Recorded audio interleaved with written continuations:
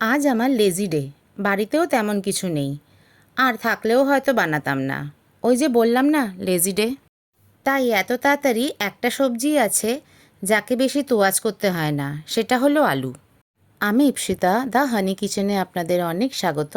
আজকে আমি বানাচ্ছি আলুর একটা রেসিপি, যেটার নাম হলো ধনিয়া আলু। কড়াতে প্রথমেই নিয়ে নিলাম তেল আর ঘি। এখানে কিন্তু ঘিটা ইউজ করবেন, কারণ শুধু রিফাইন অয়েলে করলে পরে কিন্তু রান্নাটা অত টেস্ট হবে না। দিয়ে দিলাম জিরে ফোড়ন। জিরেটা একটু ক্র্যাক হয়ে গেলেই দিয়ে দেবেন হিং। হিংটা একটু নাড়াচাড়া করে ভাজবেন। অল্প গলে গেলেই দিয়ে দেবেন আলু। আলুগুলোকে কিন্তু এরকমই মোটা আর একটু লম্বা করে কেটে নেবেন।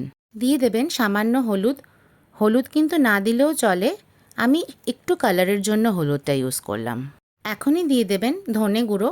ধনে গুঁড়োর পরিমাণটা কিন্তু একটু বেশি রাখবেন। আলুটা একটু নাড়াচাড়া করে কিন্তু ভেজে নিতে হবে। এই যা, আজ এমন ল্যাদ খেয়েছি যে দেখুন আদাই দিতে ভুলে গেছি। কোনো ব্যাপার না, মাঝখানটা একটু ফাঁকা করে অল্প ভেজে নিলেই হবে। আপনারা কিন্তু তেলেই দেবেন আদাটা, পরে আলু ভাজতে ভাজতে আদাও ভাজা হয়ে যাবে। এখন দিয়ে দেবেন নুন। পুরো রান্নাটা কিন্তু ঢাকা দিয়ে দিয়ে আপনাদের ভাজতে হবে। মাঝখানে ঢাকা খুলে দিয়ে দিলাম খানিকটা লঙ্কা কুচি। আলু কিন্তু প্রায় ভাজা হয়ে এসেছে। এখন দিয়ে দেবেন পিস বা মটরশুঁটি, যাই বলুন। বেশ অনেকটা পরিমাণই দিলাম, দেখুন এই রান্নাটাতে মটরশুঁটির পরিমাণটা কিন্তু বেশ ভালোই লাগে। আবার ঢাকা দিয়ে রান্নাটা করবেন যতক্ষণ না পর্যন্ত পিসগুলো পুরো সেদ্ধ হয়। ভাজতে ভাজতে যদি আপনাদের মনে হয় যে একটু রান্নাটা শুকিয়ে যাচ্ছে, তাহলে দিয়ে দেবেন খানিকটা জলের ছিটা। যারা আমার রান্নাটা দেখেন তারা বুঝবেন যে আমি কিন্তু খুব কম তেলে রান্না করি আর একটু হাইজেনিকভাবে রান্না করি, কারণ তেল খাওয়া স্বাস্থ্যের পক্ষে বেশি ভালো না। তাই আমার এই পদ্ধতি।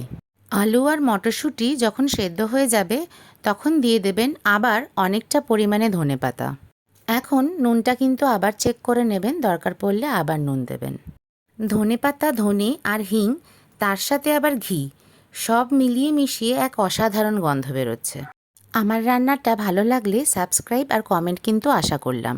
রুটি পরোটার সাথে কিন্তু অসাধারণ খেতে লাগে এই রান্নাটা। যদি একবার বানান তাহলে কিন্তু বারবার বানাবেন।